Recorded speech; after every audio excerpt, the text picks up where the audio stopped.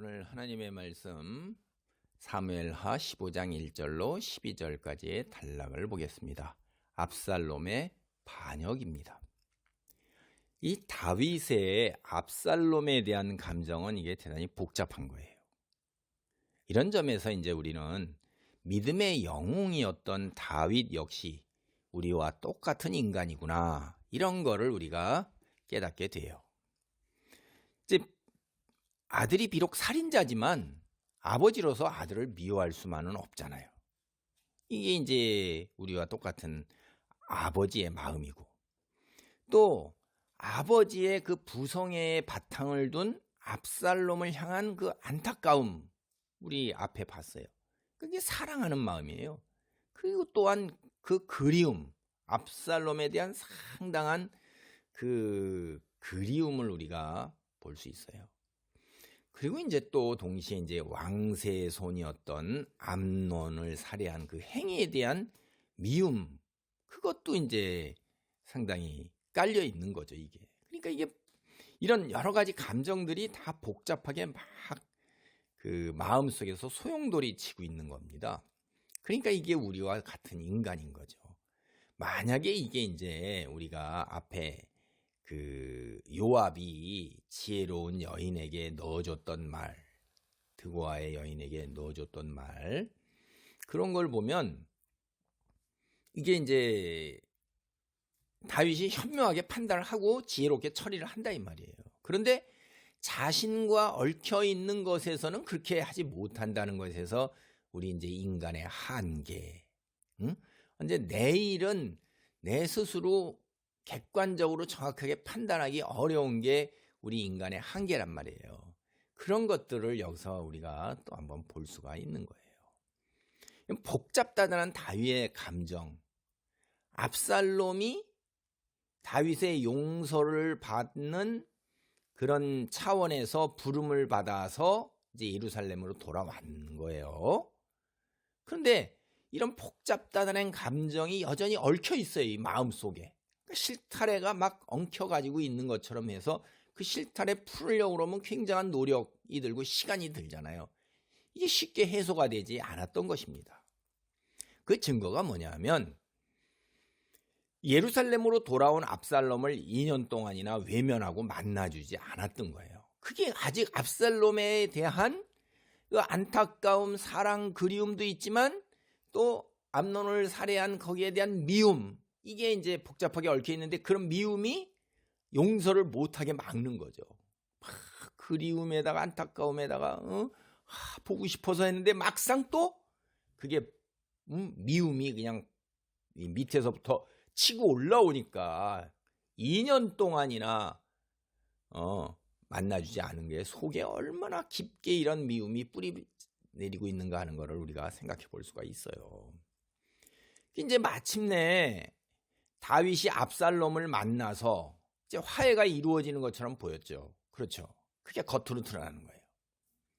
근데 이 압살롬의 관점에서도 한번 생각을 해보세요. 여러분, 압살롬의 입장에서는요, 이 아버지 다윗을 만난 그 순간 있죠? 2년 만에 이제 만난 그 순간 때부터 본격적으로 아버지 다윗을 향한 증오의 칼날, 원한의 칼날을 갈고 닦는 거예요, 이제. 이게. 여기서 우리가 앞서도 제가 말씀드렸지만, 죄를 정리할 때, 죄를 지으면 즉시로 정리해야 되는 거고, 그게 어느 그 때가 있는 거예요. 때와 기한을 놓치면, 그 다음엔 감당하기가 어려운 거예요. 뒤에 가서 감당하기 어려운 사태가 벌어집니다, 이게. 두 눈으로 오늘 여기서 직접 볼 수 있어요, 우리가. 성경 본문에서. 처음에 암논이 압살롬의 여동생 다말을 성폭행했을 때 그때 처벌을 했어야 되는 거예요. 꼭 죽여라 이런 얘기가 아니란 말이에요. 거기에 대해서 가가 부부 시시비비를 가려서 꾸지람을 할 건 꾸지람하고 또 이렇게 벌을 줄 거는 벌을 주고 이렇게 해야 되는 거예요. 그래야지 그 다음에 삶을 이어갈 수가 있는 거잖아요. 항상 그 밑바닥에 그 마음속에 서로가 다 깔려 있는 거예요. 정리하지 않은 것들이. 그러니까 결국 그게 정리가 안 되니까 그 압살롬이 암논을 살해하는 사건, 개인적으로 처벌을 행하는 거잖아요. 심판을 하고 아버지가 안 하니까. 그러면 이때 이제 압살롬과 암논의 죄를 묻고 그때 또 심판을 해야 되는 거예요. 그 또 놓쳤어요. 그러니까 이제 그술왕 외할아버지에게 도망가 가지고 이제 3년 만에 예루살렘으로 돌아왔어요. 그럼 이때 기회가 마지막으로 찾아온 겁니다. 불렀잖아요. 그럼 압살롬을 확실하게 이제 불렀으니까 용서한 거잖아요. 그럼 용서를 공개적으로 다 하고 한편으로는 그렇지만은 내가 잘못한 것이 무엇이라는 꾸지람과 그 다음에 거기에 합당하게 또 이렇게 일처리를 했어야 한다 이 말이에요.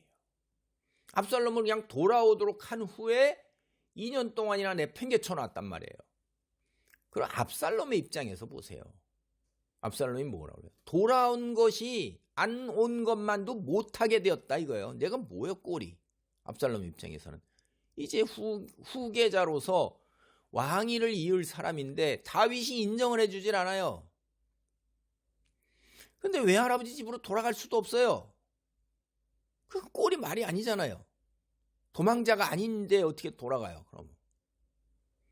그러니까 이게 살아도 살아있는 게 아니란 말이에요. 이게 증오와 그 원망, 아니 정말 그 미워하는 마음이 아버지에 대한 그 미워하는 마음이 말도 못하게 깊어질 거. 이게 무서운 거예요. 이게 오늘 본문이 이제 사무엘하 15장 1절로부터 12절까지인데 두 단락으로 볼 수가 있어요. 먼저가 이제 15장 1절로부터 6절까지의 단락인데 15장 1절을 보겠습니다. 그 후에 압살롬이 자기를 위하여 병거와 말들을 준비하고 호위병 50명을 그 앞에 세우니라.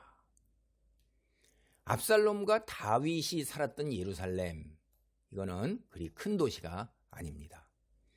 압살롬은 그런데 바로 그 아버지 다윗의 코 밑에서 그를 향한 반역을 차근차근 준비해 나갔던 것입니다.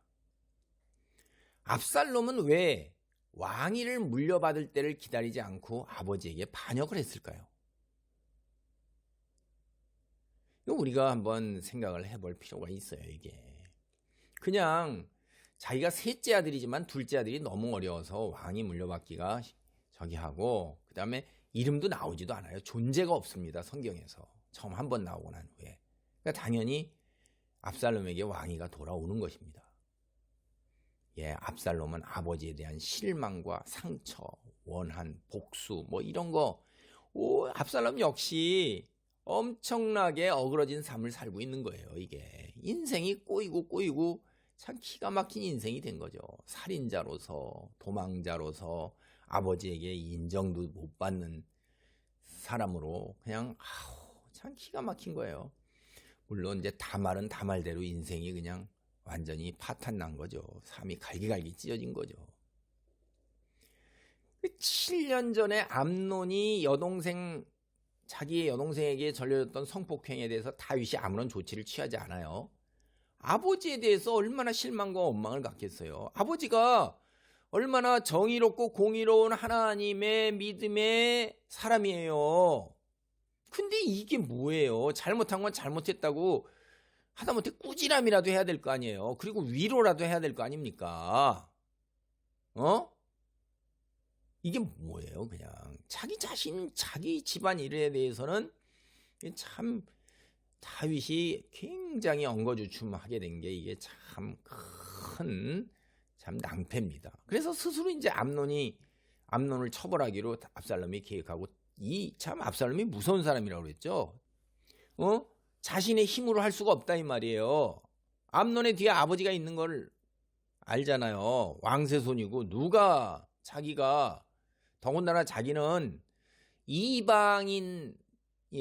구술이라는 이방 나라에 정략적 결혼을 해가지고 태어난 아들이잖아요. 이게 예수님 당대에도 혈통이 유대인이 굉장하게 중요하게 생각을 하는데 그 헤롯 왕이 반은 유대인이지만 반은 이방인이에요. 그것 때문에 아주 이스라엘 사람부터 엄청 무시를 당하면서 그걸 회복하고자 헤롯이 얼마나 노력을 했는데요. 성전을 짓고 막 이스라엘 사람들의 그 환심을 엄청나게 얻으려고 애를 썼는데도 혈통을 그렇게 무섭게 하는 건데, 그런데 이 암논은 뭐예요? 이스라엘 혈통이잖아요. 이방 여인이 아니라. 이제 이런 데서도 이게 상당히 있는 겁니다. 근데 아버지가 아무 이야기가 없어요. 그러니까 이제 무섭게 기획하고 때를 기다려가지고 참고 암논을 살해하잖아요. 그리고 이제 망명을 3년 동안 가 있었단 말이에요. 그 3년 동안에 아버지에 대한 원망을 곱씹고 곱씹었을 거예요. 아버지 때문에 벌어진 일이잖아요.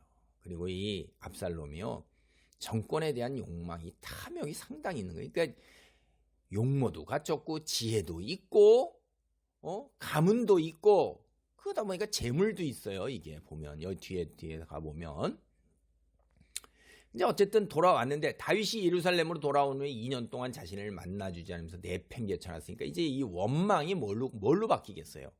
섭섭함과 원망, 불평 막 이런 것이 이제 증오가 되는 거예요. 복수심으로 변하는 거예요. 내 아버지 향한 자기의 출생서부터 그냥 다 모든 것에 참 원망이 되는 거예요. 증오가 되는 거죠. 차라리 외아버지 나라에서 그대로 지내는 게 차라리 내 인생이 더 나았을 것이라고 말할 정도로 아버지에 대한 그 증오와 미움이 깊어진 것입니다. 이제 압살롬 아버지를 물리치고 자신이 왕위를 차지하기로 결심한 거예요. 그래서 암논을 처형했던 때와 마찬가지로 계획을 세워서 실행에 옮긴 겁니다. 이게 상당히 지혜롭고 모사꾼이고 모략꾼에다가 추진력도 있고 기가 세상에 있는 거 다 가졌다고 제가 말씀드렸잖아요. 이게 암논이 취한 전략이 뭐냐? 자신에 대한 오늘날 표현으로 하면 이미지 메이킹이에요. 이미지 메이킹. 사람들에게 왕으로서의 그 대단한 탁월한 그런 선한 그런 모습으로 비춰지도록 만드는 거죠. 가짜죠, 이게. 이미지 메이킹이라는 게. 실제 그대로 보여주면 되는 건데 그게 아니라 인위적으로 만드는 거잖아요. 아버지 다윗이 왕궁으로 압살롬을 불러 만난 것이 이제 이스라엘 전체에는 압살롬의 왕자 신분이 회복된 거를 공포하는 이게 상징적인 거란 말이에요. 아버지가 불러서 만나줬잖아요. 기한한테 2년 만에. 이제 그럼 그게 다 해소된 겁니다, 이제. 그래서 이제 자신이 왕위를 이어받을 왕자라는 이미지를 이스라엘 백성에게 각인시키는데 이제 온 힘을 기울인 겁니다. 그래서 말을 탄 채 호위병 50명을 거느린 거예요. 이거 돈이 있어야 되는 거잖아요. 적어도 먹여줘야지. 뽑아왔어도. 이게 매일 사람들 앞에서 시위를 하는 거예요. 50명 앞에 쫙 세우고 호위병. 사무엘은 언젠가 왕이 말과 병가를 두게 될 것이라고 경고했어요. 그게 사무엘상 8장 11절입니다. 그러니까 말과 병거를 두지 말라는 거였어요. 하나님이 처음에 출애굽해서 왕이 말과 병거에 의지하지 말고 하나님을 의지하라고 그래서 말과 병거를 두지 말라고 그런 거예요. 솔로몬도 말과 병거를 두잖아요. 뒤에 가면. 참 안타깝습니다. 그래서 이제 사울과 다윗이 그 어디에도 말 탔다는 기록이 없어요. 이게 그런 걸로 우월함을 드러내면서 인간을 의지하게 되면 이게 큰일 나는 겁니다. 이제 근데 우리가 성경을 보면 열왕기상 1장 5절이나 4장 26절 같은 데 보면 왕권을 넘보거나 혹은 왕권을 차지한 다윗의 세 아들이 모두 다 말을 타요. 이게 점차로 이스라엘 왕권이 사무엘이 우리한 세상 왕으로 바뀌는 거예요. 베풀고 돌보고 주는 왕이 아니라 백성으로부터 취하고 빼앗고 백성 위에 군림하는 세상 왕으로 모습을 갖춰가고 있는 거예요. 믿음을 떠난다는 거죠. 하나님을 의지하는 것에서 떠난다는 거예요. 자기 중심적으로 우월함을 드러내서 그렇게 누리고자 하는 거예요. 섬기고 하나님의 뜻에 따라서 위임을 받아서 하나님을 대신하여 돌보고 베푸는 게 아니라는 거죠. 다시 돌아옵니다. 압살롬의 용모는 매우 뛰어난 거예요. 여기에다가 젊고 씩씩한 50명의 군사들이 그를 둘러싸고 호위하고 있어요. 사람들 앞에 모습을 나타냅니다. 사람들은 어떻게 돼요? 이게 외모에 그냥 꽝, 이거 완전히 쇼잖아요. 쇼. 시위하는 거예요. 영어로 데몬스트레이션, 일부러 쫙 보여주는 겁니다. 그냥 막 보여주는 거예요. 외면에 사람들은 이끌려요. 이게 뭔가 볼거리가 되잖아요. 그리고 사람들 외면 보고 왕에 대한 풍채 있죠, 위엄 있죠, 그냥 그 행진, 야, 이 외면에 확 가는 거예요. 은연중에 장차 이스라엘의 왕, 이스라엘의 왕, 이렇게 생각하면서 호감을 가지게 되는 거예요. 바로 그걸 노린 거예요. 요새 말로 하면 텔레비전, 유튜브, SNS 등 온갖 미디어에 좋은 모습, 좋은 사진, 이거 실상은 아니잖아요. 그 연출해가지고 보여주고 있는 거예요. 이게 예나 지금이나 다른 게 하나도 없는 거죠. 사울의 겉모습에 속았던 이스라엘, 다시 한번 압살롬의 겉모습에 속고 있는 거예요. 아이고, 한 번 속으면 그럴 수 있는데 두 번 속으면 바보죠. 세 번 속으면 죽어야 돼요. 그럼 멍청한 게 어디 있는 거예요. 안 되는 겁니다, 이게. 그러니까 우리 인간의 한계가 또 여기서 제가 보면 이래요. 그러니까 그리스도인은 지혜를 갖고 믿음을 가지면 겉모습, 인상 이런 거에 그냥 훅 가면 안 되는 거예요. 그런 거요. 그냥 미안합니다. 그냥 저도 모르겠어요. 10%를 가져야지 5%를 가져야 되는지 잘 모르겠고요. 그냥 그런 것에 넘어가지 말고 오래 두고 사람을 진실된 속을 알아야 되는 거예요. 그게 우리 믿음의 사람들이 가져야 할 지혜로운 겁니다. 사무엘은 이스라엘 왕이 말과 병거뿐 아니라 젊은이들도 차출해 갈 거다. 너희들로부터 너희 자녀를 빼앗아 간다. 이거 경고했어요. 사무엘상 8장 12절, 열왕기상 1장 5절. 근데 압살롬이 이것을 실현한 거잖아요. 50명 팍 젊은이를 차출해서 빼앗아 갔어요. 자녀들을. 아유. 이 말은 압살롬은 사무엘이 우려한 세상 왕이라는 거예요. 결코 하나님께서 세우신 왕이 아니다. 이 말을 하고 있는 겁니다, 여러분. 성경을 볼 때 이렇게 깊이 생각을 하면서 앞에서 했던 말들을 연상시키면서 이게 무슨 얘기인가를 알아야 되는 거예요. 그게 여러분이 성경을 읽는 거예요. 글자 읽는다고 눈으로 지나간다고 이게 아닌 것입니다. 그러니까 하나님께 지혜를 달라고 기도해야 돼요. 사무엘하 15장 2절로 6절입니다. 압살롬이 일찍이 일어나 성문 길 곁에 서서 어떤 사람이든지 송사가 있어 왕에게 재판을 청하러 올 때 그 사람을 불러 이르되 너는 어느 성읍 사람이냐 하니 그 사람이 대답이 종은 이스라엘 아무 지파에 속하였나이다 하면 압살롬이 그에게 이르되 보라 내 일이 옳고 바르다마는 내 송사를 들을 사람을 왕께서 세우지 아니하셨다 하고 또 압살롬이 이르기를 내가 이 땅에서 재판관이 되고 누구든지 송사나 재판할 일이 있어 내게로 오는 자에게 내가 정의 베풀기를 원하노라 하고 사람이 가까이 와서 그에게 절하려 하면 압살롬이 손을 펴고 그 사람을 붙들고 그에게 입을 맞추니 이스라엘 무리 중에 왕께 재판을 청하러 오는 자마다 압살롬의 행함이 이와 같아서 이스라엘 사람의 마음을 압살롬이 훔치니라. 압살롬요, 이게 계획을 세워가지고요, 굉장히 그 계획을 추진하는데 전심을 다하는 거예요. 매일 아침 일찍부터 성문 앞에 나와 있는 거예요. 이 성문, 왕에게 재판을 요청하러 오는 사람들을 만나고자 하기 위해서인 거예요. 성으로 들어오는 사람에게 사연을 묻고는 아이고 참 안 됐습니다. 당신의 입장이 딱하긴 하지만 재판을 해서 판결을 내려줄 왕의 신하들이 없으니 어떻게 하지요? 이렇게 일부러 백성의 마음을 위로하는 게 아니라 자극하는 거예요. 다윗에 대한 부정적인 것 이런 마음을 심어주는 겁니다. 이게 다윗이 연로해서 예전처럼 신속하게 판결을 내주지 않는 것, 여기에 대해서 불만을 자극하는 거예요. 이게 도발하는 거죠. 그리고 사람들의 소송을 듣고 판결해줄 장로들이 늦게 나오는 거 이거에 대해서 막 비난을 퍼붓는 겁니다. 이게 아이고 이게 참 진짜 한편이에요? 아들이에요? 아니잖아요. 벌써 왕이 바뀌어야 함을 계속 이스라엘 백성들에게 각인시키는 거예요. 내가 왕이 되어야 된다는 거죠. 이게 야, 여러분, 압살롬이 이걸 통해서 뭘 얻고자 한 거예요? 그 여러분이 생각해 보세요. 왜 이렇게 했을게요? 이게 작전이고 전략이잖아요. 다윗 왕권 비난하고 자신이 일찍부터 이렇게 나와서 당신의 하소연을 듣고 있으니 내가 왕으로 적합하다는 걸 그걸 은연중에 심어주는 겁니다. 압살롬 자신이 재판관 왕이에요. 임명된다면 왕이나 왕의 재판관 달리 일찍 나와서 항상 공정하고 신속하게 판결을 내어줄 수 있다고 이렇게 호언장담하는 겁니다. 사실은 오늘날로 보면 이게 이제 사전 선거 유세나 이제 마찬가지인 거죠. 이제 자신의 왕위 계승에 대한 입지를 다진다 이런 겁니다. 내가 왕이 되면 지금과 달리 많은 것이 달라질 것입니다. 이렇게 공약 내걸고 사람들에게 선전하고 홍보하고 이미지 메이킹 하고 있는 겁니다. 그리고 더 이미지 메이킹이 이게 기가 막힌 거예요. 사람들이 자신에게 와서 인사를 하고자 하면 다가가가지고 입을 맞추는데 이게 이제 부둥켜 안고 양쪽 뺨을 부비면서 아주 다정하게 화답을 하는 거죠. 아니 이게 뭔 일인지 아세요 여러분? 평소에 여러분 보세요. 평소에 여러분이 국회의원이나 시의원 만나요? 이들이 뭐 어디 찾아와요? 내가 찾아가도 안 만나주는데 찾지도 않고 말도 건네지 않다. 선거철만 되면 시장 길거리 뭐 여기저기 와서 서민하고 악수하고 사진 찍고 뭐 이거하고 똑같은 거예요.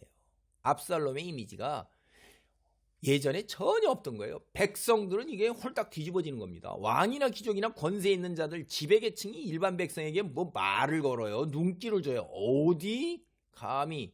아이고 참. 그런데 압살롬이 인격적으로 따스하게 대하고 있는 거예요.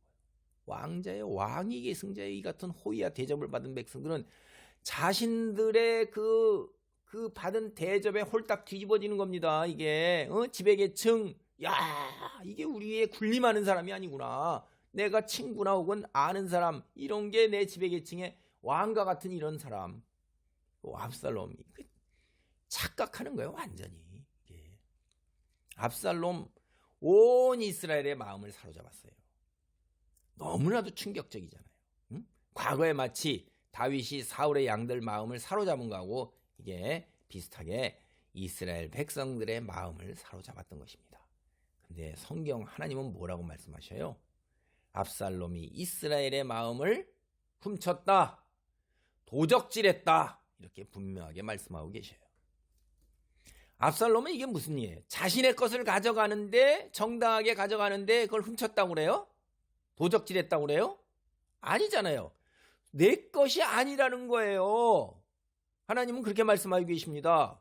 압살롬은 자신의 것이 아닌데 빼앗았고 속임수와 경건하지 못한 방법으로 한마디로 전략적으로 접근해서 이런 결과를 얻었다는 거예요. 어리석고 무지한 백성들이죠.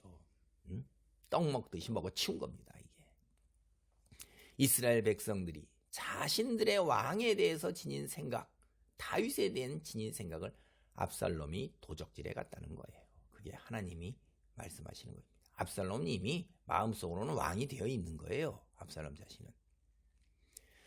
오늘 본문의 두 번째 단락은 사무엘하 15장 7절로 12절입니다. 먼저 7절로 9절을 봅니다. 4년 만에 압살롬이 왕께 아뢰되 내가 여호와께 서원한 것이 있사오니 청하건대 내가 헤브론에 가서 그 서원을 이루게 하소서. 당신의 종이 아람 구술에 있을 때에 서원하기를 만일 여호와께서 반드시 나를 예루살렘으로 돌아가게 하시면 내가 여호와를 섬기리이다 하였나이다. 왕이 그에게 이르되 평안히 가라 하니 그가 일어나 헤브론으로 가니라. 여요. 예수님이 광야에서 40일 시험 받을 때 사탄이 성경 말씀 끌어오죠. 요 압살롬 절반은 이방인이라고 그랬잖아요. 하나님을 정말로 얼마나 열심히 믿고 의지하고 그랬을까요? 근데 그들도 이렇게 하나님 말씀을 끌어다 쓰는 거예요. 여호와께 서원한 것이 있으니까 내가 서원을 갚아야겠나이다. 이게 거짓말이거든요. 보세요. 압살롬이 이제 성문에서 이스라엘 마음을 사로잡는 활동을 시작한 이후로 4년이나 흘렀어요. 다윗은 도대체 뭘 하고 있는 걸까요? 4년 동안이나. 다윗의 신하들이나. 4년이나 성문은 모든 사람이 들어가는 가장 중요한 곳이고 장로들이 그 성문 위에서 송사하고 재판하고 판결하고 그러는 거예요. 그러니까 나오기도 전에 벌써 나왔던 거예요. 그럼 나와보면 압살롬이 거기서 그렇게 하고 있는 거 그거 귀에 소문에 안 들어가겠어요? 다윗이 아무런 조처도 하지 않는 거예요. 다윗의 신하들도. 4년 동안 이런 죄송합니다. 이런 짓거리를 하고 있는 겁니다. 그러니까 마침내 이제 사람들의 마음이 그러니까 이 전파되는데 4년을 기다린 거죠. 이스라엘 곳곳에 전파. 그렇게 해서 왔다 갔다 하면서 그 압살롬을 만나본 사람들이 곳곳에 다 박혀서 막 이렇게 했을 때 준비했던 날이 이제 왔구나 이렇게 하고 실행을 옮기는데 다윗을 찾아가 헤브론에 예배를 드리고 오겠다는 거예요. 그술에 머물 때 만일 여호와께서 나를 다시 예루살렘으로 돌아올 수 있게 복을 주시면 헤브론에서 예배를 드리겠다고 서원을 했다는 거예요. 여러분, 서원은 성경이 뭐라고 그러는 줄 아세요? 신명기 23장 21을 보면 가능한 빨리 지키라고 해요. 서원은. 돌아왔잖아요. 돌아온 지 얼마나 세월이 잃은 거예요. 응? 7년이에요. 7년. 이거 완전 거짓말, 센 거짓말이죠. 응? 압살롬이 7년이나 지나서 서원을 지키겠다고 하는데 늙은 다윗이 아니 이게 무슨 말도 안 되는 소리냐 이래야 되는 거죠. 네가 돌아온 지가 얼만데 그 서원을 이제서 지키냐. 깜빡 잊었다고? 말이 안 되잖아요. 뭐 때문에 거기 가는 거냐? 이래야 되는 거예요. 근데 분별력이 떨어진 거예요. 이게 지금. 그리고 다윗의 신하들도 옆에 충성된 자들이 없나 보죠. 이게 참 나이가 들어서인지 압살롬이 자식이 있어서 그런 거 그냥 묻지 않고 그렇게 하는 건지 어쨌든 결과는 마찬가지로 똑같다 이 말이에요. 어찌됐든 원인이 어떻게 됐든지 간에 응? 분별력이 떨어진 건지 자식을 사랑해서 자식이 그냥 그렇게 해서 눈 감고 있는 건지 간에 압살롬이 예루살렘에서 멀리 떨어진 곳에서 일을 저지르는 게 이게 암논을 죽일 때도 사용한 방법이잖아요. 그러니까 이 악한 자들이 하는 수는 늘 반복이에요. 오늘날 똑같아요. 수천 년 전에 벌어졌던 그 수법 사탄은 똑같이 쓰는 겁니다. 다를 거 하나도 없어요. 암몬을 죽일 때, 응? 암몬이 죽을 때, 이때는 압살롬에게 다윗이 질문을 했어요. 근데 이번엔 아예 질문도 안 해요. 응? 암몬이 죽을 때는 압살롬에게 다윗이 질문이라도 했는데, 암논이 죽을 때는, 그렇죠? 이 다윗이 질문이라도 했단 말이에요. 근데 이번에는 아예 잘 다녀오라고 하는 거예요. 제사를 가장해서 정치적 일을 꾸민다. 이거는 사무엘이 사실은 사울의 눈을 피해 다윗에게 기름 부을 때 그때 사용했던 방법이에요. 그러니까 우리가 역사를 이렇게 잘 보면 정치적 목적으로 종교를 이용하는 경우가 적지 않게 있었구나라는 걸 알 수가 있어요. 이 헤브론은 앞서 예전에도 제가 말씀드렸지만 예루살렘에서 32km 정도 떨어진 곳이에요. 그러면 하루 종일 걸어가야 되는 거죠. 8시간가량. 다윗이 유다 왕으로 취임한 곳이 바로 헤브론입니다. 압살롬이 헤브론이라는 곳이 다윗을 왕으로 추대한 도시라는 걸 모를 리가 없잖아요. 그렇죠? 그러면 그게 무슨 얘기죠? 이스라엘 그 어느 곳보다도 다윗에 대한 지지도와 충성도가 높은 성읍이에요. 헤브론이. 근데 그곳에서 자신의 반역 시작하는 거점으로 삼는 거예요. 출발 지역으로 삼는 거예요. 자신감이 넘친 거죠. 그것조차도 자기가 다 차지할 수 있다는 거죠. 자기에 대한 지지도와 충성도를 이끌어낼 수 있다는 거예요. 그리고 다른 이스라엘 지역에 대한 지지와 충성을 이끌어내는데 헤브론마저도 이렇게 돼서 다른 사람들한테 쉽게 넘어가도록 만드는 거죠. 사무엘 15장 10절로 12절입니다. 이에 압살롬이 정탐을 이스라엘 모든 지파 가운데 두루 보내 이르기를 너희는 나팔 소리를 듣거든 곧 말하기를 압살롬이 헤브론에서 왕이 되었다 하라 하니라. 그때 200명이 압살롬과 함께 예루살렘에서 헤브론으로 내려갔으나 그들은 압살롬이 꾸민 그 모든 일을 알지 못하고 그저 따라가기만 한 사람들이라. 제사 드릴 때 압살롬이 사람을 보내 다윗의 모사 길로 사람 아히도벨을 그의 성읍 길로에서 청하여 온지라. 반역하는 일이 커가매 압살롬에게로 돌아오는 백성이 많아지니라. 사람은 믿을 게 못 되는 거예요. 이거 보세요. 압살롬 편 다윗을 떠나서 압살롬에게로 돌아오잖아요.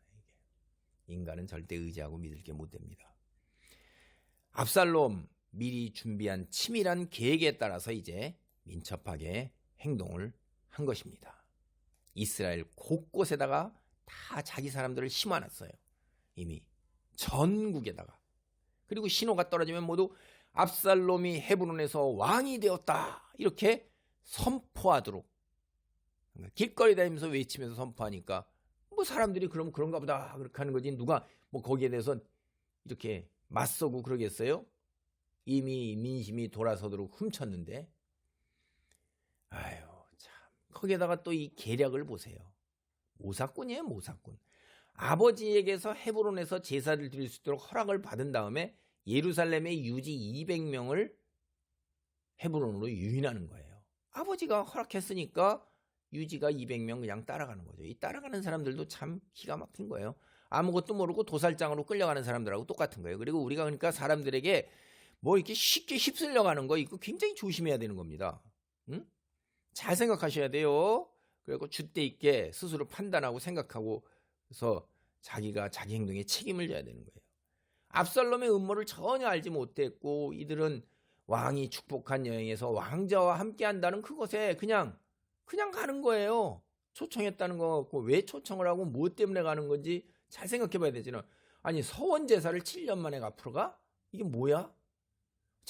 이거 하나님 말씀을 따라보면 그런 거고 그다음에 제사를 지내는데 뭘 왕자를 따라서 그렇게 가요? 웃기는 거죠. 이용당하는 걸 모르는 겁니다. 머리가 없으면 그렇게 되는 거예요.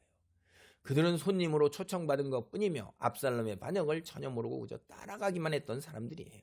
따라간 게 죄예요. 그게. 응? 줏대 없이 졸지에 압살롬의 하객인데 지금 진퇴양난이에요. 떠나고 싶어도 떠날 수 없는 인질이에요. 지금 공개적으로 난 압살롬 반역 거기 안 할래 이러면 그냥 뭐 생명이 잃는 거죠. 그렇다고 잠잠히 있자니 자기도 압살롬의 반역에 가담한 자로 간주되잖아요. 그냥 잠잠히 있어서 이러지도 저러지도 못하는 겁니다. 이게 기가 막힌 상황이 된 거예요. 사실 결과적으로 눈으로 보면 압살롬과 함께 예루살렘에 온 200명 헤브론 사람들 눈에 보세요. 와, 예루살렘에서 수도에서 왕궁에서 압살롬을 따라오다니 압살롬과 함께하는 사람이 저렇게 많다니 이렇게 되는 거예요. 예루살렘의 유지들이 다 압살롬 편이구나 다윗이 아니라. 이거 압살롬이 그걸 노린 거죠. 아이고 당대 이스라엘 유지 200명 예루살렘의 유지 200명 압살롬을 왕으로 추대할 정도인데 아유 다윗 정권 끝난 거야 이제. 우리도 빨리 압살롬 편에 들어야 돼. 이렇게 생각할 수밖에 없는 겁니다. 이게 압살롬이 얼마나 머리가 좋은지 아시죠? 외모만 출중한 게 아니라 머리도 뛰어난 거예요. 가문도 좋지. 아이고 압살롬의 반역에서 가장 유력한 지지가 사실은 아히도벨. 여러분 성경 좀 아는 사람은 아히도벨이라는 이름 금방 알 거예요. 모사꾼이에요. 책략가예요. 대단한 사람입니다. 그가 길로에 사는 사람이었는데 다윗의 참모예요. 다윗이 아히도벨이 반역에 참여했다 이 소식 듣고 바짝 긴장했어요. 아이고 그래서 나는 이제 방법이 없구나. 하나님께 기도하는 거예요. 이렇게 한 거예요. 이 사람의 능력이 어느 정도인지 여러분 짐작할 수 있죠? 아마도 우리가 삼국지에 나오는 제갈공명 정도의 사람이었을 것입니다. 그러니까 다윗이 그냥 아이고 나 이제 끝난 거구나. 하나님 외에는 방법이 없다. 그 사람의 그 모사, 책략 이걸 이길 사람이 없는 거예요. 인간으로는. 그의 계략을 패할 수 있는 유일한 방법이 하나님께서 개입하시는 것. 다윗의 관점에서 볼 때는 하나님께 의지하는 것 외에 달리 방도가 없다고 그렇게 우리가 성경을 보면 알 수 있어요. 그래서 근데 압살롬이 참 기가 막힌 거예요. 제갈공명에 그거를 안 따르는 거예요. 뒤에 보면 후세라고 그러는 분, 그 다윗의 편을 듣던 책략가 후세의 어수룩한 제안, 어수룩한 제안이에요. 오히려 아히도벨의 계략보다 선호한 거예요. 하나님이 그를 죽이기로 작정하셨기 때문이라고 성경이 증거하고 있습니다. 오늘 말씀을 정리합니다. 압살롬의 행위는 성경의 표현은 반역이라고 하고 있어요. 다윗이 아들에게 쫓기는 신세가 되었지만 성경은 아직도 여전히 다윗이 유일하고 정당한 왕이라고 증거하는 거예요. 이 말로. 압살롬은 하나님이 아니라 자신의 능력을 의지해서 스스로 왕위에 오른 자인 것입니다. 그렇게 된 것은 성품이 그러하기도 했지만은 사실 결정적 계기는 다윗이 만들어준 것입니다. 이게. 오늘 본문의 사건을 다윗을 중심으로 바라보면 압살롬의 반역은 밧세바를 간음하고 우리아를 죽인 자신의 죄값인 것이에요. 그리고 압살롬을 중심으로 바라보면 하나님을 의지하지 않고 자기가 해결하고 자기 탐욕을 채우려는 자기 중심주의 그 결과고 그리고 또한 아버지에 대한 원망과 증오를 내려놓지 않고 오히려 복수의 칼날을 간 결과예요. 우리는 어떻게 살아야 할까요? 인생은 짧지만 죄의 값은 처절합니다. 한 번뿐인 인생, 다시 돌아오지 않는 시간, 다른 사람을 원망하고 증오하기보다 평안 속에서, 하나님이 주시는 평안 속에서 수고하고 무거운 짐을 내려놓고 주님이 내게 주신 분복을 누릴 수 있도록 기도와 찬송과 예배에 힘쓰는 것이 현명하고 성숙한 그리스도인의 모습인 것입니다. 자칫하면 내가 또 다른 압살롬이 될 수 있는 거예요. 우리가 살다 보면 왜 섭섭함과 안타까움과 원망과 이런 것이 없겠어요? 불평이 없겠어요? 자칫하다 이게 증오가 되면 우리는 압살롬과 같은 파멸에 이르는 인생의 여정을 걷게 됩니다. 모든 것을 하나님께 맡기는 믿음의 사람이 되기 바랍니다. 아멘. 할렐루야. 하나님 감사합니다. 인생은 참으로 짧지만 죄의 값은 참 처절하고 때로는 영원합니다. 자칫하다가 구원의 반열에 들지 못할까 두렵사오니 주여 늘 우리를 일깨우시고 붙들어 주사 내 마음속에서 일어나는 이 복잡다단한 감정들을 주님의 성령의 역사로 다스려 주시고 주님께 기도하고 예배하고 찬송하는 가운데에 주님의 사람으로 믿음의 사람으로 살아갈 수 있도록 도와주시옵소서. 모든 증오와 미움이 눈 녹듯 사라지게 하시고 내가 이해하고 양보하고 때로 손해볼 수 있는 성숙한 믿음의 경지로 나아가도록 주여 성령이 역사하시고 말씀으로 일깨워 주옵소서. 주님 홀로 영광 받으시기를 바라오며 예수님의 이름으로 기도하옵나이다. 아멘.